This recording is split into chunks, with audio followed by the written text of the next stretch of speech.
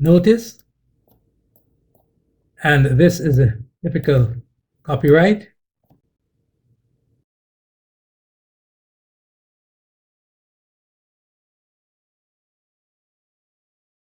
We continue with mathematics syllabus for CSEC, which became effective in May-June 2018.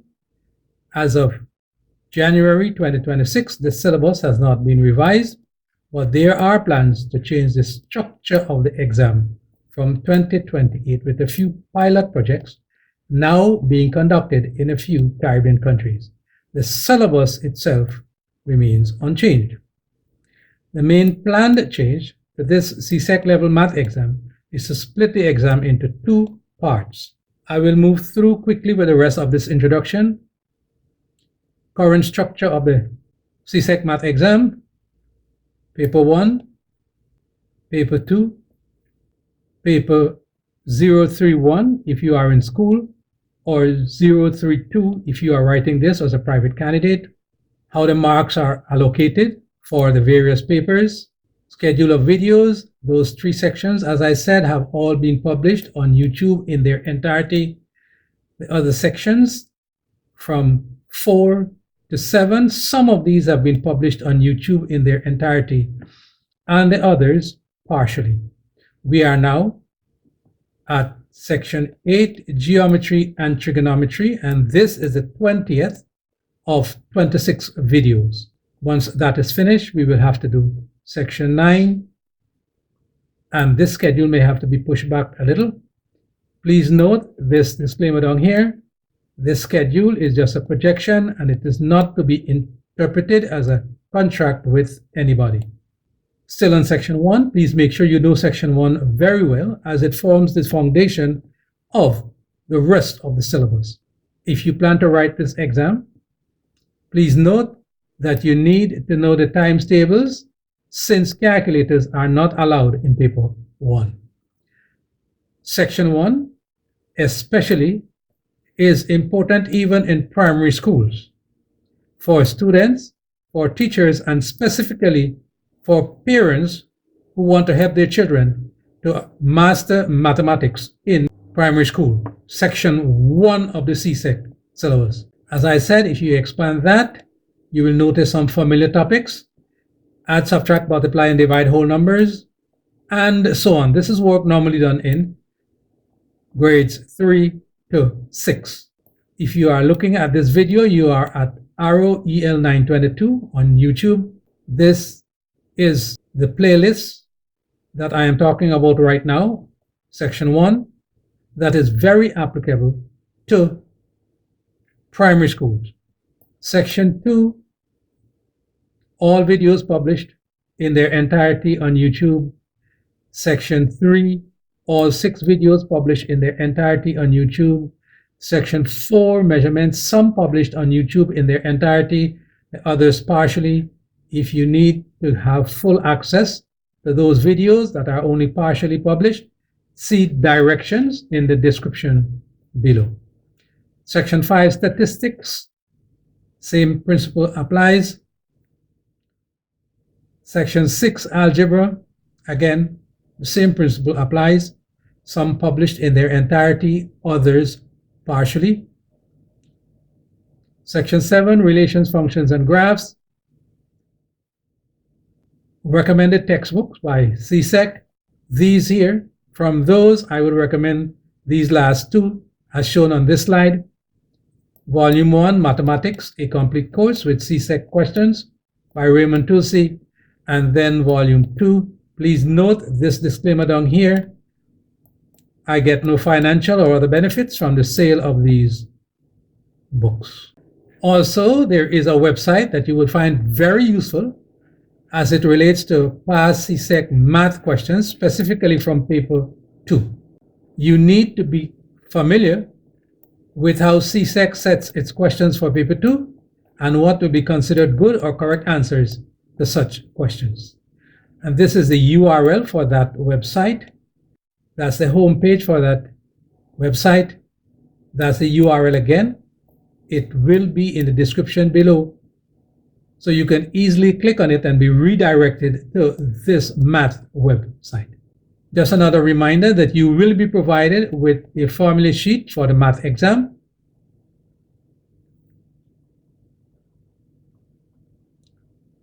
So we are at geometry and trigonometry. We have finished this page of objectives and this page and this page and some objectives from this next page, like 7 to 10 up to there. So we are now here at objective 11, which is video 20 in this section. After that, we'll have to complete these other objectives to complete this section. So as I said, we have finished up to here. Those have been published in their entirety on YouTube, and these others partially. We are now here, objective 8_11, which is video 20. When this is finished, it will be published partially. For the remainder of these videos in this section, these other 3 will be published totally, and these other 3 partially. So from this section, 9 out of 26 videos will be published on YouTube in their entirety, the others partially. So we are here, objective 8_11. Locate the image of an object under a combination of transformation. And it says here in the explanatory notes, a combination of any 2, enlargement, translation, rotation, and reflection, any 2. This is a print screen from your syllabus, so you can clearly see what is required. Combination of any 2 of these 4. Now recall from objective A8 at left, here, you had to determine the image on the A translation, reflection, rotation, or enlargement. So we keep repeating those again and again and again. Now in this objective, which is 8.11, we will go one step further than what we did up here. We will locate the image of the first image. So we'll have an object, get its image, and take the image of that image. Recall from section 3, sets. If you have a given set, and we will use this as our universal set, EN for enlargement, TR for translation, RO for rotation, and RE for reflection. So this universal set has 4 elements. The total number of subsets we can get from that is 2 to the nth power, which is 16. Now we can list all the subsets as these 4 here with 1 element, these 6 with 2 elements, these 4 with 3 elements, and of course the universal set itself and the null set. So when we look at them, these are the number of subsets we can get with those elements. So when we look at them, with 1 element, we can get 4 subsets. With 2 elements, we can get 6. With 3 elements, we can get 4. And then we have these other 2. So 16 total. However, we will only consider this 6 because it contains 2 elements. And remember, this objective says any 2. So these are the subsets we will be looking at. Note each of these 6 can proceed in the reverse order as well. So you can go from enlargement to translation or from translation to enlargement.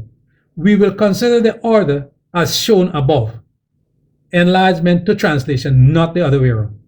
If we do that, we will consider each transformation 3 times in this video. For example, enlargement, enlargement, enlargement.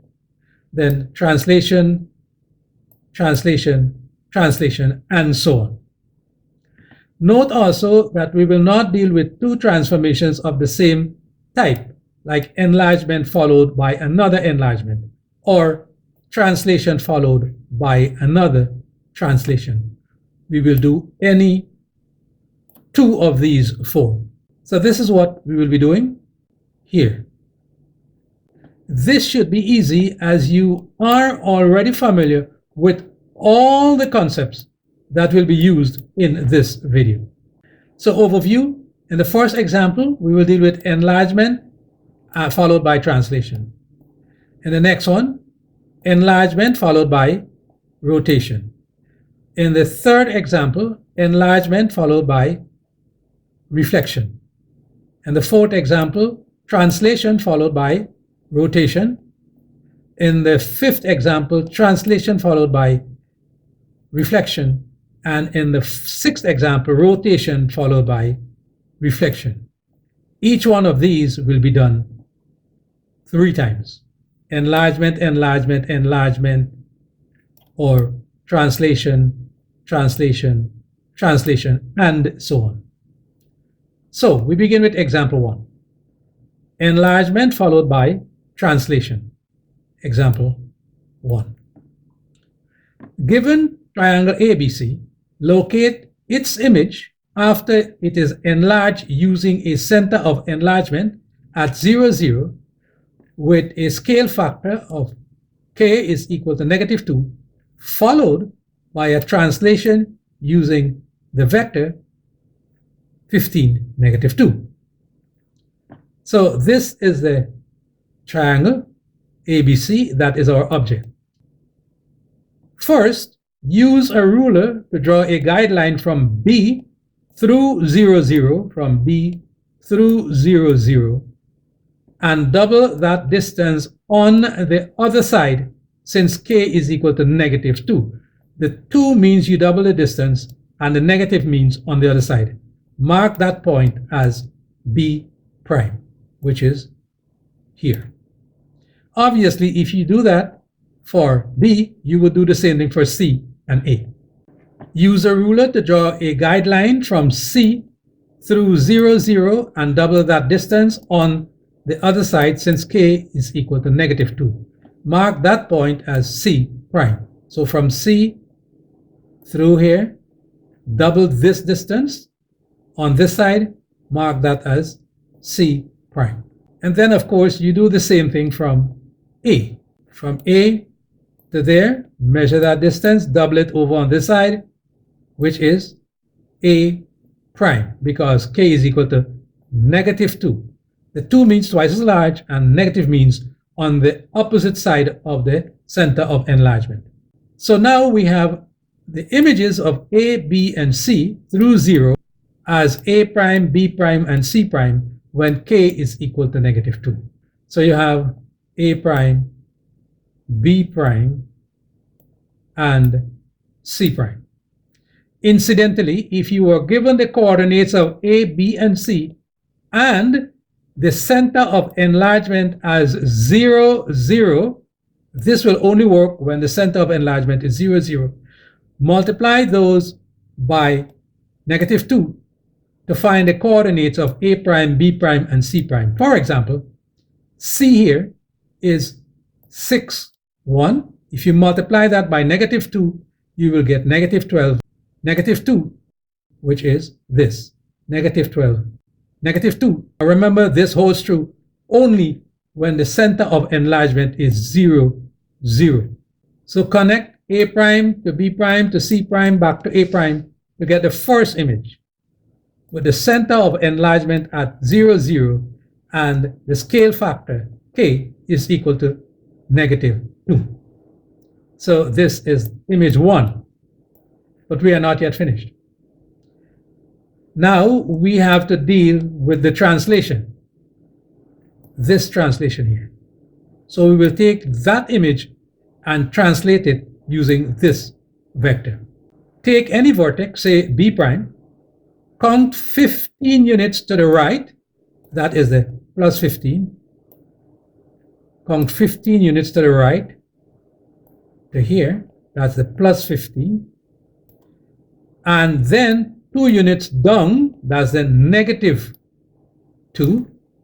2 units down, that's this -2, to arrive at this point here, which is B double prime, which is the image of that image over there. So we got that. We follow the same procedure for C prime and A prime to get C double prime and A double prime. So you come from here, come across here, 15 units, go down 2, you get C double prime. You do the same thing for A prime. Come here, go across 15 units, plus 15, go down -2, you arrive here. So at this point, so now we have B double prime, which is the image of B prime. We have C double prime, which is the image of C prime. And we have A double prime, which is the image of A prime. All we have to do is connect A double prime to B double prime to C double prime back to A double prime to get this image of that image, which is this. Using straight lines, connect A double prime to B double prime to C double prime back to A double prime to get the second image based on the translation vector given in the question or the example above, which is this. Alternately, if you were given the coordinates of A prime, B prime, and C prime, you could have calculated the coordinates of A double prime, B double prime, and C double prime. Take, for example, this one here is -10, -10. That is this image here. And this is the translation vector. You add them. And what do you get for P double prime?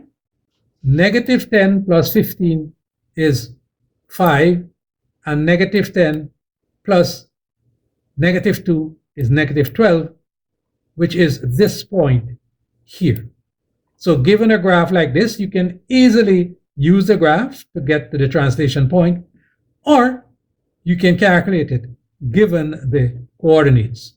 Completed, enlargement followed by translation. So this was example 1. You had an object, you had to do an enlargement like that, which gives us this image. Then you had to take that image and do a translation using this vector, which gave us this second image. So this is the completed assignment for example 1. Enlargement followed by translation. Example 2. Enlargement followed by rotation. So this one here. That's the object.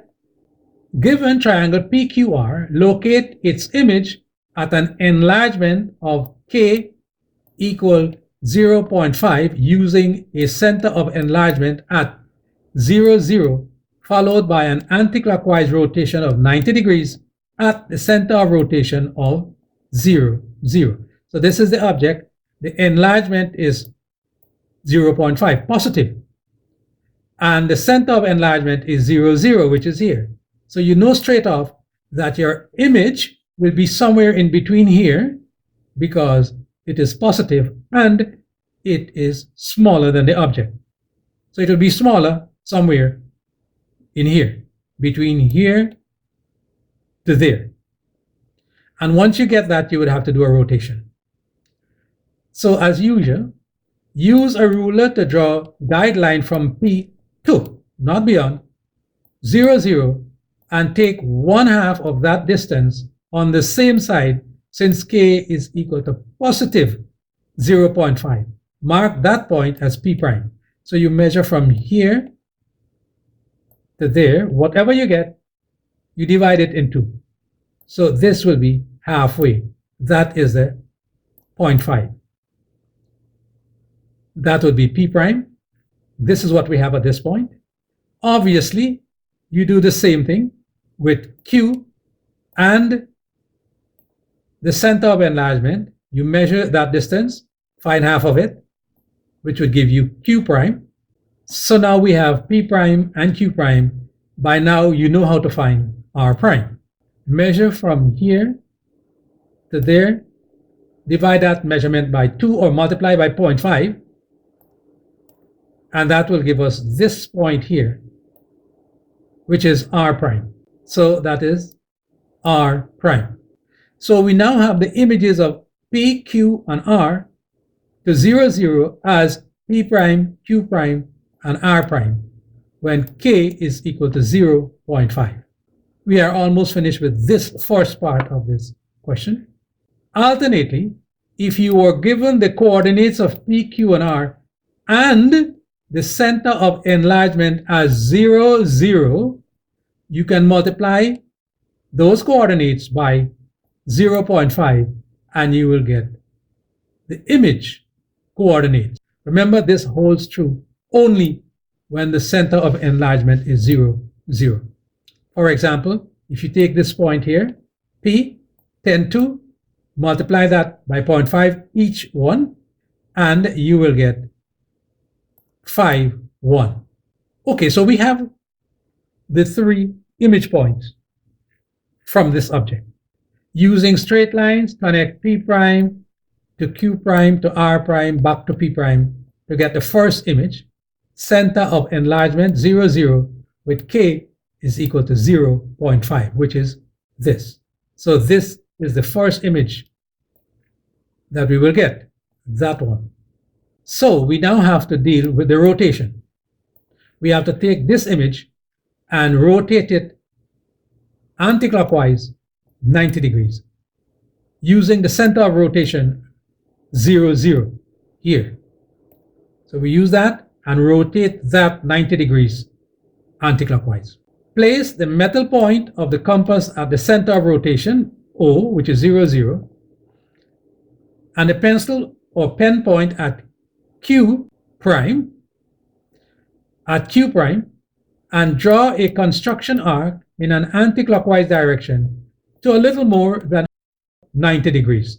So this here, you don't have to measure it, just make sure it's more than 90. Once you get that, you place your protractor at the center of rotation and measure or mark off an angle of 90 degrees anticlockwise from Q 0, which is the same as from Q prime 0. So you measure this way, 90 degrees, which is that, put a mark there. Trace that 90-degree line until it touches the previously drawn arc. Their intersection indicates the image of Q prime, that is Q double prime here. So Q double prime is the image of Q prime, which is the image of Q up here. Follow the same procedure to locate R double prime and P double prime. So you draw an arc from here to there, and then you measure from here, R, going across that way to 90 degrees, and then you remove your protractor and draw this line, construction line going through here, mark that as R double prime. So now we have 2 points. We have the image of that image from this object for Q, and we have the image of that image. So using a radius of OP prime, that's OP prime, draw an arc anticlockwise a little more than 90 degrees, and then use your protractor to measure 90 degrees, which is here. So this is the arc, that's the arc from P prime. Place your protractor, as I said, and mark off 90 degrees. And now you will draw a construction line from that 90 to intersect this arc from P prime, and you'll get P double prime. Alternately, given the coordinates of P prime, Q prime, and R prime, these over here, and knowing that the rotation is 90 degrees anticlockwise at 0, 0, you could have used this formula that we saw before. So if you follow this rule that we saw before, at 90 degrees anticlockwise, xy becomes negative y, x. So if you take this point here, 5, 1, that will map into negative 1, 5. And of course, you would have to do that with Q prime and R prime. So using straight lines, connect P double prime to Q double prime to R double prime back to P double prime to get the second image, which is an anticlockwise rotation of 90 degrees at a center of rotation 0, 0. So this is the notation for this rotation to get the second image. P maps onto P prime. Well, of course, now this is P prime maps onto P double prime at a rotation of 0, 0, 90 degrees anticlockwise. Completed, you have an enlargement followed by a rotation. So this is an enlargement. It is smaller, but we still use the term enlargement technically, and then a rotation this way. Example 3. We are still dealing with enlargement, but now we will have reflection. Enlargement followed by